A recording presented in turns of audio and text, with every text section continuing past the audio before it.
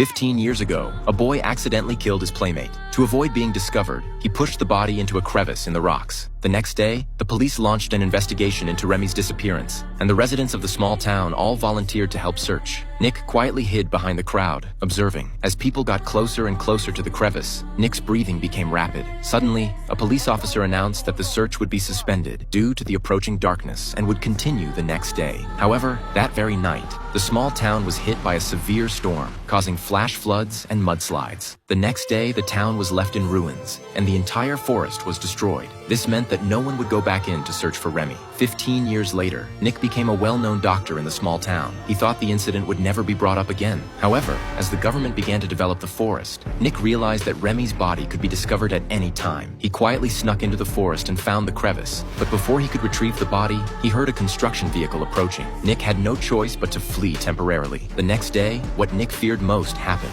A worker discovered Remy's body, and according to the autopsy results, he had been murdered. The police also extracted a hair that didn't belong to the deceased. Once the DNA was matched, the killer could be caught. However, there were no DNA records for the people in the small town, so the file could only be temporarily stored. This meant that as long as Nick didn't undergo a DNA test, he wouldn't be discovered. However, one day, his girlfriend told him that she was pregnant. Nick believed it couldn't be his, so the woman proposed to have a DNA test. To avoid being discovered by the police, he had no choice but to marry his girlfriend. Since his girlfriend was Remy's sister, Nick had to face Remy's parents after the wedding. Fear and guilt would accompany him for the rest of his life.